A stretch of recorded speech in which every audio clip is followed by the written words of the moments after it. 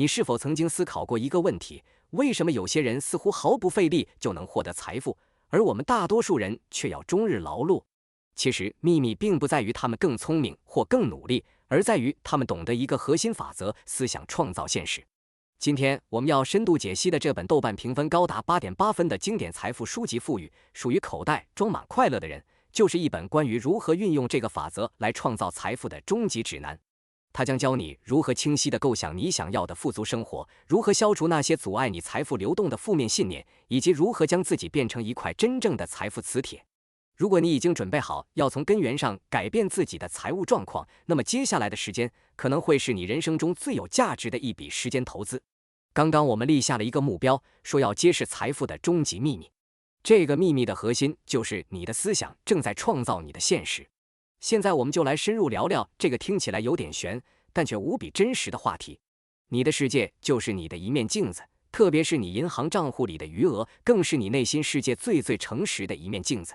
你有没有过这样的经历？早上起来心情特别好，看天是蓝的，看树是绿的，感觉自己浑身充满电力，结果出门可能捡到钱，谈了好久的客户突然就签单了，一天都特别顺利。反过来，要是早上跟家人吵了一架，心情糟透了，感觉全世界都欠你的，结果一出门就遇上大堵车，到了公司就被领导批评，连喝口凉水都感觉塞牙缝。这是巧合吗？这本书告诉我们，这不是巧合。你的内在状态就像一块磁铁，或者说像一个 WiFi 信号发射器，你持续发射什么样的信号，你的生活就会自动为你下载什么样的剧情。书里说，宇宙中的一切，包括我们自己和我们手中的钞票，本质上都是由纯粹的意识和能量构成的。而你的思想就是一股极其强大的、具有创造性的能量。所以你现在所经历的一切，你的房子、你的工作、你的存款，都不是凭空出现的，它们都是你过去某个时刻思想的产物，是你内心深处的信念和感受在这个物质世界里投射出来的影像而已。说到这里，我们就要触及一个可能让你感到震惊，甚至有点难以接受的核心观点了。我们很多人都活在一个巨大的误会里，我们觉得，哎呀，我就是因为没钱才天天发愁啊，我就是因为账单来了，信用卡要还了，才感到压力山大。等我有了钱，这一切烦恼就都烟消云散了。这个逻辑听起来是不是特别对，特别符合我们日常的思维？但《富裕属于口袋装满快乐的人》这本书就像一个清醒的巴掌，啪的一下把我们打醒。他说全搞反了，顺序完全弄颠倒了。真相是，你是因为内心先充满了匮乏感、焦虑感和我不配的感觉，所以你的现实世界才不得不显化出没钱和还不完的账来完美的配合你的内心城。是因为你内在先感觉穷，外在的世界才变得穷。这一点很多人可能会觉得难以理解，这里举个最简单的例子，你就明白了。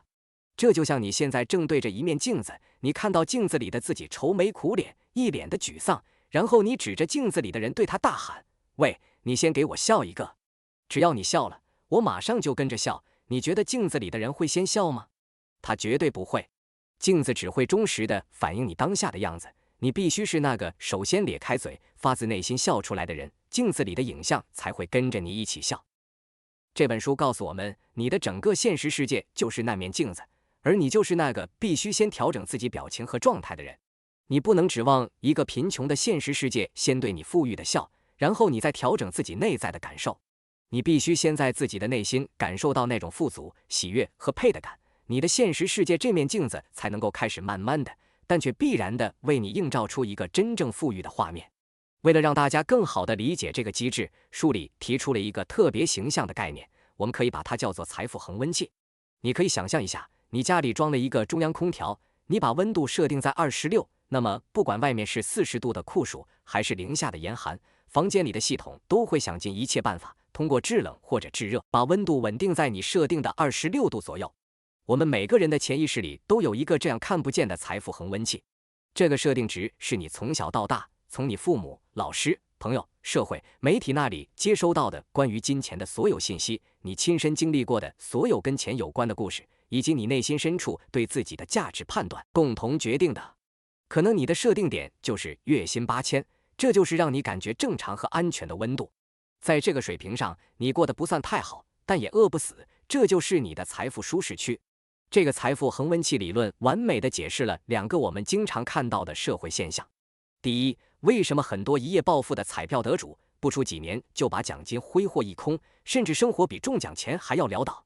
因为他的内在恒温器设定值可能只有月薪5000，突如其来的500万，就像在26度的房间里突然打开了一扇通往南极的大冰箱门，会让他的潜意识系统觉得警报，警报，温度异常。于是他的潜意识会启动各种你意识不到的机制，比如疯狂购物、愚蠢投资、被亲戚朋友骗钱等等，拼了命的让他花光这笔钱，好让他赶紧回到那个他所熟悉的感觉，正常的月薪5000的温度。第二，为什么很多白手起家的企业家，哪怕中途经历毁灭性的破产，一夜之间身无分文，但用不了多久，他们往往又能东山再起，创造比以前更大的辉煌？因为他们的内在财富恒温器设定值本身就非常高，可能设定在身价1亿。破产只是暂时的外部环境变化，就像房间里有人开了窗，导致温度暂时下降，但他的内在系统绝不接受自己长期处于贫穷这个温度。他的整个思想信念和行动系统都会被一股强大的内在力量驱动着，去寻找机会、链接资源、创造价值，直到他的现实财富重新回到那个他感觉正常和舒适的1亿设定点。所以，朋友们，看到这里，你找到自己为什么总是为钱所困的根本原因了吗？不是因为你不够努力，不是因为你运气不好，更不是因为这个世界对你不公平。根本原因在于你内心深处的那个财富恒温器，可能在不知不觉中被设定得太低了。你一直在对着一面愁眉苦脸的镜子，苦苦地哀求它先对你露出一个富裕的微笑。那么问题来了，这个看不见摸不着的财富恒温器到底该怎么调节呢？我们调整它的依据又是什么？这背后真的有什么所谓的科学吗？还是说这纯粹就是一种自我安慰的心灵鸡汤？别急，这正是我们下一部分要深入探讨的核心。我们将一起揭开这层神秘的面纱，看看财富背后到底隐藏着怎样一股看不见却又符合宇宙规律的强大力量。上一部分我们聊到了财富恒温器，聊到我们的现实世界其实是内心世界的一面镜子。相信很多朋友听到这里，心里一定会冒出一个大大的问号。你说的这些听起来很神奇，但这是真的吗？这到底是真的有什么科学依据，还是说这只是一种积极向上的心理暗示，一种高级的心灵鸡汤？问得好。如果这个问题不解决，我们就始终会带着怀疑，没办法100%的投入和相信，那效果自然会大打折扣。所以这一部分我们就来硬核的探讨一下，这个看似唯心的理论背后，其实有着非常唯物的底层逻辑。当然，这里我们不讲那些复杂的量子物理公式，我们就用最接地气、最好懂的比喻，让你一听就明白。首先，我们要建立一个最基本的共识，这也是现代科学已经证明了的一个事实，那就是我们这个世界的所有东西，归根结底都是由能量构成的。你现在坐的椅子，你手里的手机，你呼吸的空气，包括你自己、你的身体、你的喜怒哀乐，本质上都是以不同频率振动着的能量团。你的身体看起来很实在，对吧？但把它放到超级显微镜下，你会发现是细胞，细胞再往下是分子，分子再往下是原子，原子再往下是质子、中子、电子，再往下就是一堆不断振动、不断闪现的能量波。所以从这个层面上说，你不是一具沉重的肉体，你是一个行走的能量场。好，既然万物皆能量，那接下来这个关键问题就来了，在所有能量形式中，哪一种的振动频率最高，力量最强呢？这本书给了我们一个颠覆性的答案，是你的思想。没错，你的每一个念头，每一个想法都不是虚无缥缈、毫无力量的，每一个思想都是一个真实存在的、具有特定振动频率的能量脉冲。它会从你的大脑里发射出去，就像 WiFi 信号一样传播到整个宇宙空间。现在，请你想象一下，你生活在一个由无数个看不见的电台组成的世界里，有富裕电台，有贫穷电台，有快乐电台，也有抱怨电台。每一个电台都在持续不断地向外广播着自己频率的节目，而你就是一台拥有超级发射和接收功能的人形收音机，你的思想就是你的调频按钮。当你脑子里整天想的是钱不够花啊，这个月账单怎么办？有钱人没一个好东西，这时候你的思想发射出去的就是匮乏、焦虑和抗拒的频率。根据宇宙中最基本的一个法则，叫做同频共振，或者说物以类聚，你的这股能量会怎样？它会自动吸引到宇宙中跟它振动频率相同或相似的能量。也就是说，你这个人形收音机就自动调到了贫穷和麻烦的电台频道。于是，你接收到的生活节目就是丢钱包、客户跑单、东西坏要花钱修等等等等，所有这些让你感觉更穷、更麻烦的事情。反过来，当你打心底里相信你自己是富足的，当你看到别人的成功，你会发自内心的为他们感到高兴。当你花钱的时候，你感受到的是一种流通的喜悦和对商家的感恩。这时候你发射出去的就是赋予喜悦和欣赏的能量频率。那么，根据同频共振法则，你又会自动调到哪个频道呢？没错，你会自动锁定富裕和幸运的电台。于是，你接收到的生活节目就变成了捡到钱、收到意外的奖金、获得新的合作机会、总能买到物美价廉的好东西。所有这些让你感觉更富足、更幸运的事情，会源源不断地涌入你的生活。这就是吸引力法则的本质，它不是什么魔法，它就是一个宇宙版的物理定律，就像地心引力一样。不管你相不相信，你从楼上跳下去就一定会往下掉。同样，不管你知不知道，你持续的想什么、感觉什么，你就一定会吸引来与之振动频率相同匹配的人事物。这本书里还打了一个非常形象的比方，他说宇宙就像一个巨大的回声谷，你站在山谷里对着远方大喊一声我好穷啊，你觉得山谷会回应你什么？它会清清楚楚地回应你，我好穷啊，好穷啊，穷啊。你对着山谷大喊赚钱好难啊，山谷也一定会回应你，好难啊，难啊。这就是我们很多人正在对自己的人生做的事情。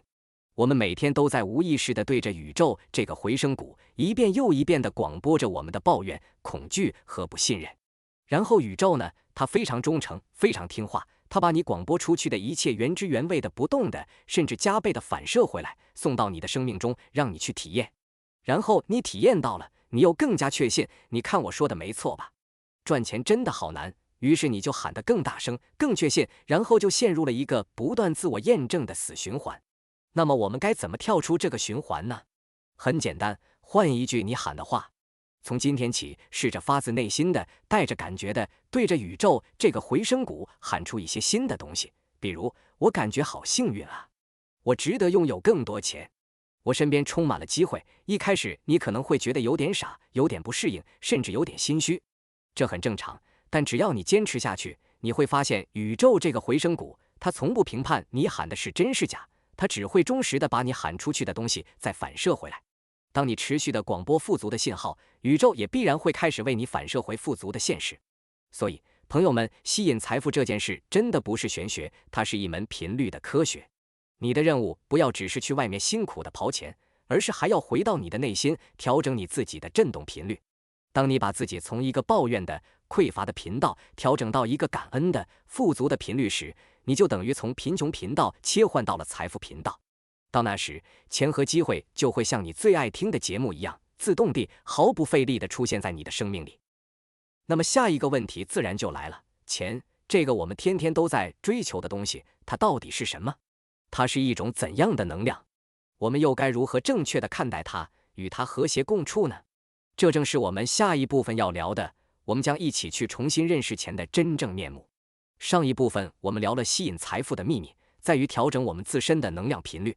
这个理论就像武功心法，非常关键。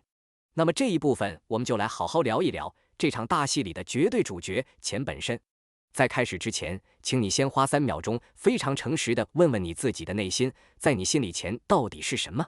是不是很多人一提到钱，脑子里就立刻冒出各种各样，甚至完全自相矛盾的话儿？比如说，我们从小就听过钱是万恶之源，但长大了又发现没有钱是万万不能的。我们一边说着金钱如粪土，一边又为了它累弯了腰。我们鄙视着铜锈味，但又深深地渴望着财富自由。你看，我们绝大多数人对钱的态度就是这么的纠结，像个精神分裂的矛盾体。为什么会这样呢？因为我们从来没有真正的、客观地认识钱的本来面目。我们给它贴了太多人为的、情绪化的标签，投射了太多我们自己的欲望、恐惧和评判。钱就像一把锤子，在建筑工人的手里，它可以建造起万丈高楼；但在一个失去理智的罪犯手里，它也可能成为伤人的凶器。请问，是锤子本身有好坏、有善恶之分吗？当然没有，钱也是一样，它本身是完全中性的，它无好无坏，它只是我们内在能量的一面放大镜而已。一个善良的人有了钱会做更多的善事，一个贪婪的人有了钱会变得更加贪婪。钱只是放大了你本来的样子。富裕属于口袋装满快乐的人》这本书就给了我们一个看待金钱的极其清澈的全新视角。它告诉我们，钱不是你钱包里的那几张纸，也不是你银行账户里的那串冰冰冷的数字。钱的本质是你为他人、为这个世界创造和交换价值之后所获得的一种能量回馈。这里给你翻译一下，比如你今天在公司上班，认真完成了一项任务，你为你的公司创造了价值，所以公司在月底给你发了工资。这个工资就是对你付出的时间、脑力、体力的能量回馈。你到楼下水果店买了一个西瓜，你付给老板20块钱，这20块钱就是对老板为你提供消暑解渴这个价值的能量回馈。你看，金钱的每一次流动，它的背后都是一次价值的交换。它就像一个信使、一个媒介、一个工具，被我们发明出来，用来更方便地衡量和交换我们彼此创造的各种价值。所以从这个角度再去看，钱还是一个需要你去挣、去赚、去拼命的东西吗？不是了，它是一个自然而然的结果。当你不再把眼睛死死地盯在钱上，而是开始专注于你如何能为这个世界创造价值，哪怕只是为一个顾客带去更好的体验，为一个家庭带去更多的欢笑，钱这种能量回馈就一定会像影子一样自动地跟随你。你为世界创造的价值越大，越多人因你而受益，流向你的钱就自然会越多。这个逻辑非常简单，也非常干净。好，理解了钱是能量回馈之后，我们再来解决另一个天大的难题。很多人都有花钱焦虑症，每次扫码付款的时候，心里都像被针扎了一下，特别不舍得，特别心疼。看到账户余额减少，就感觉自己的安全感也被掏空了一块。我们总觉得钱只有紧紧地攥在手里，存成一个巨大的数字，才是真正属于自己的。如果你也有这种感觉，那么这本书里接下来的这个比喻可能会彻底治愈你。这个比喻就是金钱就像水一样，它的生命在于流动。你想象一下一潭死水，如果它长期不流动会怎么样？它会慢慢变得浑浊、缺氧，甚至发臭，最后失去所有的生命力，变成一潭真正的死水。但一条奔腾不息的河流呢？它永远是清澈的，充满活力的，它能灌溉两岸的农田，滋养水里的鱼虾，让无数的生命因它而繁荣。而且最关键的是，一条流动的河流，它的源头总有新的活水在不断地补充进来，它永远不会干涸。我们的财富也是一模一样的。如果你把钱看作是那个必须死死守住的、不能流动的池塘，那你不仅会每天活在害怕失去、害怕池水蒸发的恐惧中，而且这潭水也早晚会因为通货膨胀等等原因而慢慢贬值，失去活力。但如果你换一个思路，把你的财富看作是一条流经你生命的河流呢？你就是这条河的河道。当你快乐地、充满感恩地把钱花出去，每一次消费你都不是在失去，而是在灌溉。你为一顿美味的晚餐付钱，你就是在灌溉那个为你辛苦烹饪的厨师；你为一次愉快的旅行付钱，你就是在灌溉那些为你提供美好体验的航空公司和酒店。当你带着喜悦，把你的河水灌溉给这个世界的时候，宇宙这个庞大而精密的水循环系统就会自动启动。它会从你的事业、你的投资或者各种你意想不到的地方，为你补充更多更丰沛的源头活水进来，让你的财富之河变得越来越宽，越来越深。所以从今天开始，我们能不能换一种全新的心态来花钱？下一次你买单的时候，试着不要去想，哎呀，我又少了200块钱，而是发自内心的对你购买的这件商品、这项服务以及背后所有付出劳动的人，在心里默默地说一声谢谢。你可以对自己说，感谢这笔钱，它很好地服务了我，现在我把它祝福并释放出去，让它去服务更多的人，为这个世界创造更多的价值和喜悦。当你带着这样的祝福和感恩，把钱释放出去的时候，你发射的就是富足、慷慨和喜悦的能量频率。你猜，根据我们之前讲的同频共振原理，会发生什么？没错，更多的钱会欢天喜地、争先恐后的想要流向你。这个既通畅又充满正能量的财富管道。所以，朋友们，关于钱这个东西，我们今天得到了2个非常重要的认知升级。第一，钱的本质是价值交换的能量，它本身是中性的，不带任何感情色彩。第二，钱的生命在于流动，我们要做财富的河道，而不是水库，让钱快乐地流进来，也要快乐地流出去。好了，现在我们对钱已经有了一个全新的、健康的认识，但是我知道很多人心里可能还有一个更大的困扰，道理我都懂了，可我就是做不到啊。我潜意识里就是觉得我不配拥有很多钱，我就是害怕花钱怎么办？这个问题提得非常关键，因为它已经触及到了真正阻碍我们所有人富裕的那个幕后黑手。下一部分，我们就将化身心灵侦探，一起深入我们自己的内心，去抓出那些从小就隐藏在你大脑深处，天天给你洗脑，让你无法发财的穷鬼。通过前面的部分，可以说我们已经把新的富裕的思想软件都准备好了。但是为什么很多人听了这么多道理，依然过不好这一生呢？原因很简单，你的电脑里还装着一个旧的、充满了病毒的操作系统。只要这个旧系统不卸载，你装再多高级的软件，它都会被病毒感染，或者根本无法运行。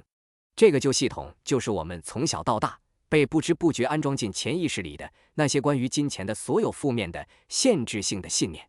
这本书把它们称为财富的障碍，也可以叫隐藏在你脑子里的穷鬼。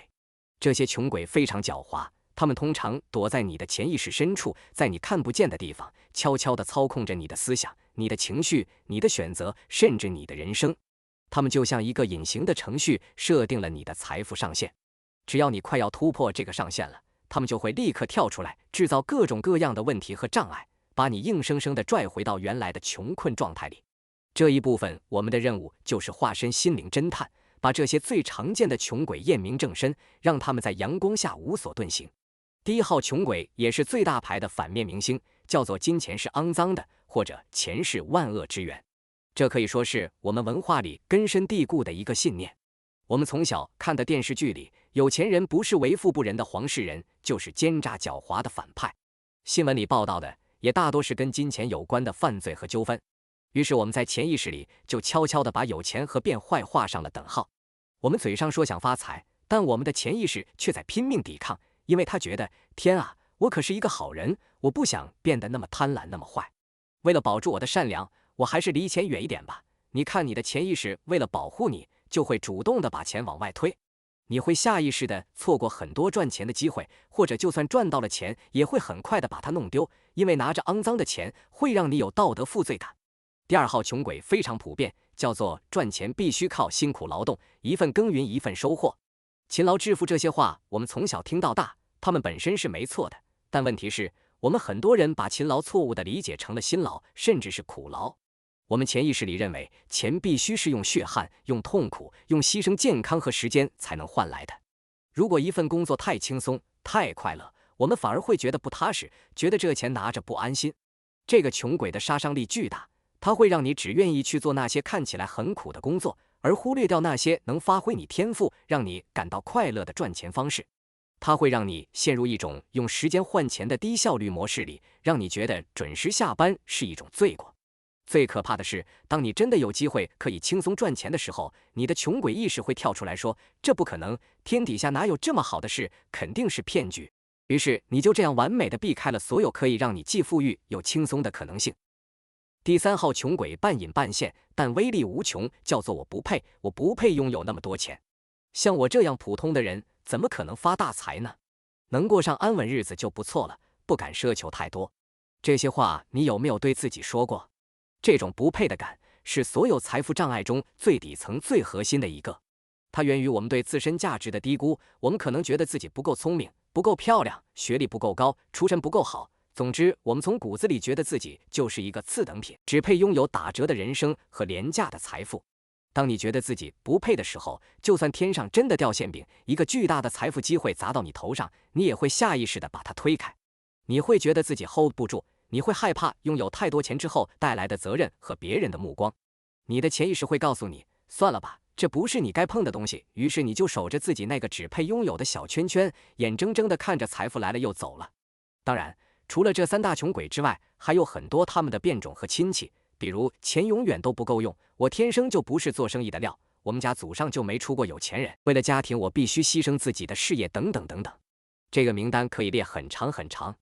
那么我们该如何找出潜伏在自己脑子里的到底是哪几个穷鬼呢？这里给你提供两个非常简单但极其有效的方法。第一个方法叫情绪观察法，很简单，就是观察你在处理跟钱有关的事情时，你的第一情绪反应是什么。比如说，当你收到一张意外的大额账单时，你的第一反应是恐慌、愤怒，还是平静的想没关系，我能搞定？当你的朋友买了一辆比你好得多的车时，你的第一反应是极度自卑，还是由衷的为他感到高兴？当一个很好的投资机会摆在你面前时，你的第一反应是害怕、退缩，还是兴奋，想去尝试？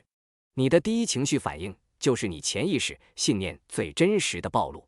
那些让你感到恐惧、嫉妒、焦虑的场景背后，一定隐藏着一个或多个穷鬼在作祟。第二个方法叫语言追踪法。仔细听一听你自己以及你最亲近的家人朋友在日常交谈中最常说哪些关于钱的话。你是不是经常把“哎，穷死了，这个太贵，买不起”挂在嘴边？你的父母是不是从小就教育你，咱们家不跟别人比，要省吃俭用？语言是思想的载体，你嘴上经常说的话，就是你潜意识里最根深蒂固的信念。把这些话记录下来，念给自己听，你就会清楚地看到，到底是哪些魔咒束缚了你这么多年。好了，朋友们，花点时间用这2个方法，像一个侦探一样，把自己脑子里的穷鬼都抓出来，把他们的名字写在一张纸上。恭喜你，当你能清清楚楚地看到他们，叫出他们的名字时，你就已经完成了最关键，也是最困难的一步。因为任何改变都始于看见，这些穷鬼之所以那么强大，就是因为他们一直在暗处操控我们。一旦你把他们拉到阳光下，你就夺回了主动权，他们的力量就已经被削弱了一大半。那么抓出这些穷鬼之后，我们该如何彻底的把他们从我们的思想系统中卸载掉，并且安装上全新的能让我们自动吸引财富的富人程序呢？别急，这正是我们下一部分，也是整个视频最核心、最干货的部分，要为你揭晓的成为财富磁铁的3大核心修炼法门。在上一部分，我们终于把那些隐藏在自己脑子里，天天给我们洗穷脑的穷鬼们，一个个都抓了出来。那么把穷鬼抓住了，接下来要干嘛？当然是请神了。我们要请进3位专门吸引财富的财神爷，让他们常驻在我们的思想里，成为我们新的操作系统。这一部分，我们就来看看书中最精华的3个，也是最有效、最落地的方法，成为财富磁铁的3大核心修炼法门。第一个法门也是一切的基础，叫做清晰的力量，向宇宙下订单。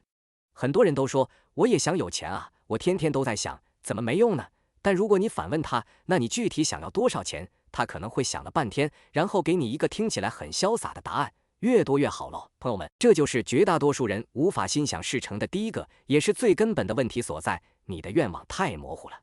你可以把向宇宙许愿想象成你在网上买东西，你总不能跟网店的客服说，喂，你好，给我来一件衣服，要好看的，价格合适的。客服听了肯定一脸懵，他根本不知道该给你发什么货。你必须得清清楚楚地告诉他，你要哪个牌子、哪个型号、什么颜色、什么尺码，甚至把链接发给他，对吧？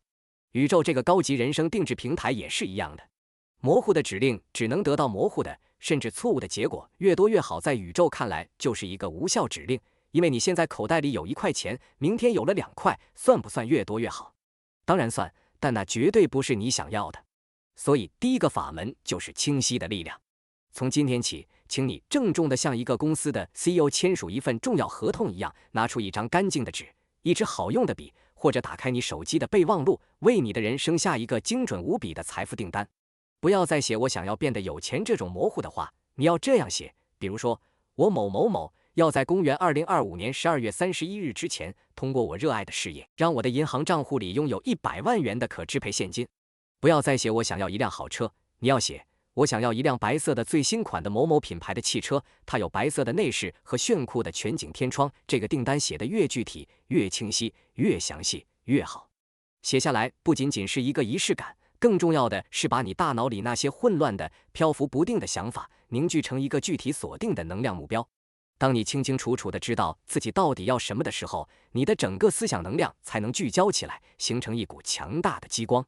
宇宙这个超级快递公司才知道你的收货地址和货物清单，他才知道该给你发货什么东西。好，订单下好了，接下来是不是就等着收货了？还没完，还有一个比下订单更关键、更神奇的步骤，这就是我们的第2个法门，叫做感觉的力量、思想彩排与活在未来。这个思想彩排说白了，就是在你的脑海里提前反复的去预演你成功后的情景。我们可以把这个过程叫做观想。很多人一听到观想就觉得好玄乎，是不是要盘腿打坐，脑子里像放电影一样？其实没那么复杂。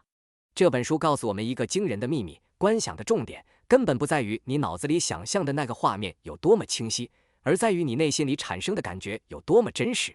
你可以这么做，每天找一个不被打扰的时间，5到10分钟就够，可以是早上刚醒来还赖在床上的时候，也可以是晚上睡觉前。闭上你的眼睛，开始你的思想彩排。想象一下你刚刚下的那个订单，比如那个100万的目标，现在在你的想象里，它已经实现了，就是此时此刻，你不是在希望它实现，你是已经实现了，然后去尽情地感受那个感觉。当你打开你的银行爱，亲眼看到后面那一串零的时候，你是什么感觉？是激动的想从床上跳起来，是喜极而泣，还是终于还清了所有负债后那种如释重负的平静和安宁？你会第一时间把这个好消息告诉谁？是你的爱人还是你的父母？当你告诉他们的时候，他们会是什么反应？他们是会拥抱你，还是会为你尖叫？你会用这笔钱去做的第一件事是什么？是立刻去商场买下那个你眼馋了好久的名牌包包，还是立刻订一张飞往马尔代夫的机票，去感受那里的阳光和沙滩？记住，整个过程的精髓就是调动你所有的感官，去预先体验那个已经成功的未来。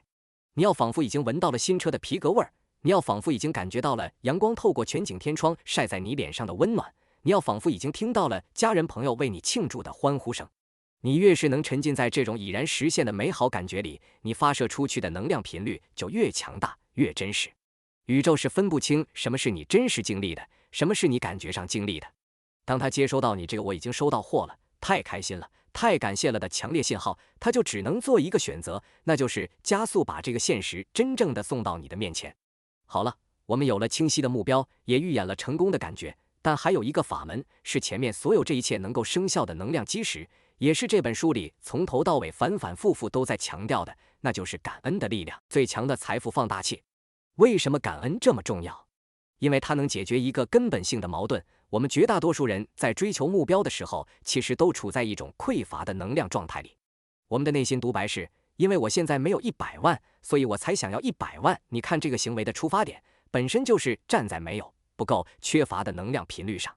你一边观想着有钱的画面，一边你的潜意识里又在大喊，可我就是没有钱啊。这就等于你一边猛踩油门，一边又死死地踩着刹车，你的财富之车当然寸步难行。而感恩是打破这种内在矛盾的最强武器，感恩能在一瞬间就把你的能量频率从匮乏的谷底直接拉到富足的顶峰，因为它强迫你把注意力从你没有的东西上立刻转移到你已经拥有的东西上。这个练习非常简单，但请你一定要把它当成像吃饭、睡觉一样重要的事情来做。从今天开始，准备一个你喜欢的本子，可以叫它感恩日记本。每天晚上睡觉前，雷打不动地写下今天发生的3到5件让你心存感激的事情。这件事可以很大，比如感谢今天客户签下了一笔大单，但它更可以是那些微不足道的小事，比如感谢今天早上喝到的那杯咖啡味道特别香醇，感谢今天下班路上看到了非常美丽的晚霞，感谢我的孩子放学回家给了我一个温暖的拥抱，感谢我的床，它如此柔软舒适，让我可以安然入睡。任何事情，只要它让你在那一刻感到了哪怕一丁点的美好和温暖，都值得你郑重地把它写下来。当你开始这样做的时候，你就在训练你的大脑，让它从一个只会挑刺、只会发现问题的差评师，慢慢转变成一个善于发现生活中已有的富足和美好的财富发现师。发现期，你向宇宙发射的信号不再是我好惨，我缺这个缺那个，而是天啊，我的生活原来这么棒，我已经拥有这么多了。宇宙这个回声谷接收到你这个信号会怎么回应你？他会说，是啊，你真的好富足啊，太棒了，来，我再给你更多值得你感恩的事情。好了，朋友们，这就是成为财富磁铁的3大核心法门，用清晰的目标为你的财富航船设定坐标，用真实的感觉为你的梦想引擎注入燃料，用持续的感恩为你的财富之旅铺设一条金色的轨道。这3者相辅相成，缺一不可。看到这里，肯定有朋友会问，难道我天天在家里这么想，这么感觉，这么感恩，什么都不干，钱就会砰的一下从天上掉下来，直接打到我的账户里吗？问得好，这正是很多人对吸引力法则最大的一个误解。下一部分，我们就来聊聊那个至关重要的临门一脚——行动。上一部分我们学会了成为财富磁铁的3大核心心法，然后我们就留下了一个最关键也是最现实的问题：难道我天天在家里想什么都不干，钱就会从天上掉下来吗？答案是，当然不会。如果你真的这么想，那吸引力法则在你这里就真的变成了白日做梦法则了。很多人之所以对吸引力法则有误解，甚至嗤之以鼻，就是卡在了行动这个环节上。他们觉得，既然说思想创造现实，那是不是就意味着我什么都不用做，等着天上掉馅饼就行了？或者反过来，他们一边观想自己很有钱，一边又像以前一样继续每天苦哈哈的搬砖，继续在自己讨厌的工作岗位上煎熬，结果发现生活毫无改变，然后就得出结论：这玩意儿果然是骗人的。这本书给了我们一个关于行动的极其深刻且颠覆性的认知。它告诉我们，吸引力法则从来就不排斥行动，甚至可以说，行动是整个心想事成的流程中必不可少、画龙点睛的最后一步。但是他所倡导的这种行动和你过去所理解的努力可能完全是两码事。我们先来看看我们绝大多数人都非常熟悉的一种行动模式，我们可以称之为苦干模式，或者叫逆流推式模式。这种行动的底层驱动力是恐惧，是焦虑，是匮乏感。你之所以去行动，不是因为你想，而是因为你不得不。你的内心独白通常是这样的：我必须得加班加点，不然下个月的房贷就还不上了。我必须去参加这个我不喜欢的饭局，不然这个客户就可能丢了。我身边的人都那么拼，我哪敢停下来休息？在这种模式下，你做事的能量状态是紧绷的，是抗拒的，是极度消耗的。你就像古希腊神话里的那个西西弗斯，每天都在用你那强大的意志力，奋力地、痛苦地把一块代表着业绩和生存的沉重巨石推上山顶。过程极其煎熬，而且你稍微一松懈，那块巨石可能就滚回了山脚，让你前功尽弃。听起来是不是很像我们很多人的工作常态？而这本书以及所有吸引力法则的智慧，倡导的是一种全新的、更高级的行动模式，叫做灵感行动模式，也可以叫它顺水推舟模式。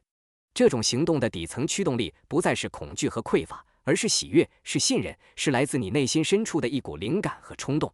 他的内心独白是这样的：我今天早上醒来，脑子里突然冒出来一个点子，如果把它做出来，一定会非常有趣。我不知道为什么，我今天就是特别想给我的一个老朋友打个电话，感觉可能会有什么好事发生。我做现在这件事的时候，感觉自己充满电，完全忘记了时间，我根本停不下来。在灵感行动的模式下，你感觉不到自己是在费力的工作，你感觉自己像是在玩一个非常有意思的游戏。你不再是那个逆着河流推石头的人，而是跳上了一艘小船，宇宙的浪潮在后面轻轻地推着你走。你只需要把握好方向盘，享受沿途的风景，就能轻松惬意地到达目的地。那么，这种美妙的灵感和顺流的感觉到底从哪里来呢？它正就来自于你前面所做的所有那些看不见的功课。当你通过下清晰的订单，通过思想彩排，通过持续的感恩，已经成功地把你的内在能量频率调整到了一个非常高的与你的财富目标同频的状态时，你就相当于把自己从一个只能接收到生存焦虑信号的破旧收音机升级成了一个能够接收宇宙智慧频道的高级信号接收器。然后宇宙就会开始给你发信号了。这种信号通常不是什么石破天惊的神器，它往往非常微妙，非常接地气。它可能是在你洗澡时，脑子里突然荡的一下冒出来的一个关于你产品的绝妙点子。它可能是你刷手机时无意中看到的一篇文章，里面的某句话正好解决了你当前最头疼的困境。它可能是你走在路上听到旁边两个陌生人的谈话，其中一句话正好点醒了你。也可能它就是一股没来由的非常强烈的冲动，我今天就想去那家新开的书店看看，结果你就在那里遇到了你未来的合作伙伴或者贵人。这些就是宇宙给你发来的行动快递，是你之前下的那些订单的发货通知。而你要做的不是像一个挑剔的差评师一样去分析、去怀疑这个想法靠谱吗？这能行吗？万一失败了怎么办？你要做的是像一个充满好奇心的孩子一样，带着信任和喜悦，立刻去签收这份快递，去把那个点子记下来，去打那个电话，去走进那家书店。那么我们该如何判断一个行动到底是源于匮乏的苦干，还是源于富足的灵感呢？有一个非常简单的检验标准，就是聆听你身体和情绪的感受。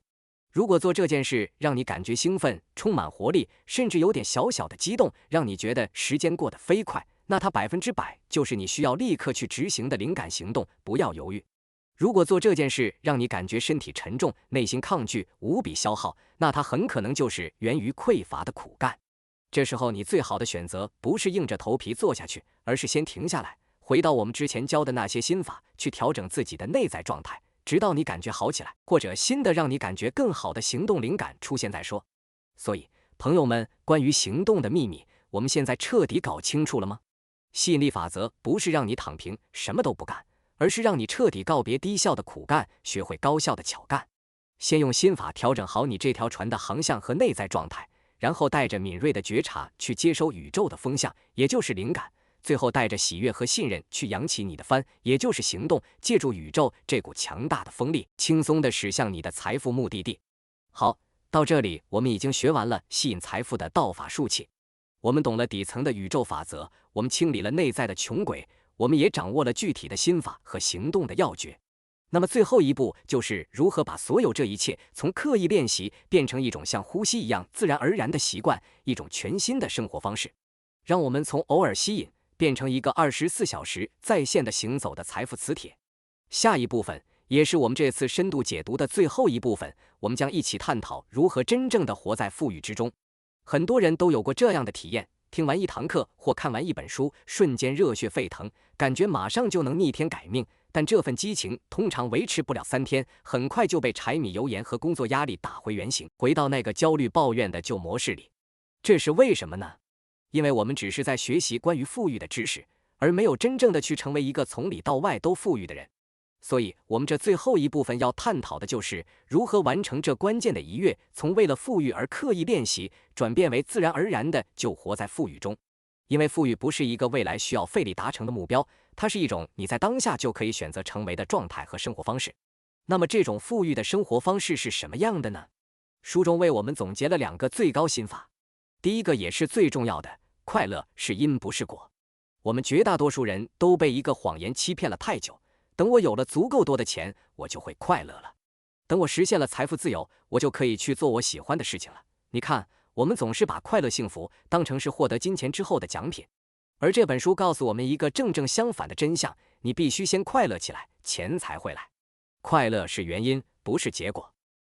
因为从能量的层面来说，快乐、喜悦、爱、感恩是宇宙中振动频率最高的几种情绪。当你持续处于这种高频状态时，你就是超强功率的宇宙信号发射塔。而金钱就像一个喜欢派对的小精灵，它天然的就会被那些快乐、充满活力的人所吸引。所以从今天起，请把你人生的任务清单做一个至关重要的调整，把努力赚钱暂时拿下来，把让自己快乐郑重的放到第一位。每天早上醒来问自己，我今天可以做点什么，让自己更快乐一点？可能只是听一首喜欢的歌，或认真吃一顿美味的早餐。当你把让自己感觉良好当成最重要的 KPI 来完成时，你会惊奇地发现，赚钱那件事反而变得越来越容易了。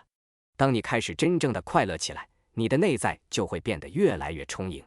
这是你便会自然地进入富裕的第2个最高级的状态，成为一个慷慨的管道，而不是一个囤积的水库。金钱就像水，生命在于流动。一个只懂得存钱的人，就像一个拼命蓄水的水库，他每天都活在恐惧里，而且水是死的。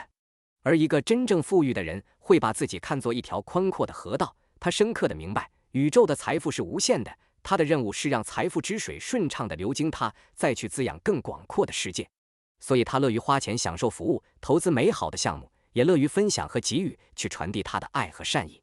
书中告诉我们一个颠覆性的宇宙循环法则，你给予出去的一切，最后都会以各种意想不到的形式加倍地回到你身上。这并非道德说教，而是深刻的能量守恒。因为当你能够慷慨给予时，你就在向宇宙大声宣布，看我这里多的是。宇宙这个回声谷接收到你强烈的富足信号，除了给你更多，别无选择。所以请不要再等到你有钱了才开始去给予，你可以从今天就开始练习，给予路边一个卖艺的人1块钱，给予一个真诚的微笑，给予一句由衷的赞美。所有这些都是在拓宽你的财富管道，向宇宙证明你已准备好接收更大的丰盛。所以朋友们，富裕的终极生活方式到底是什么？就是把让自己快乐当成你人生的头等大事，然后带着这份满意的快乐和爱，去成为一个慷慨的管道。当你开始这样生活，你本身就已经活成了财富最喜欢的样子。到这时，金钱这个世界上最聪明的能量，一定会想方设法挤进你的口袋里，来沾一沾你的喜气。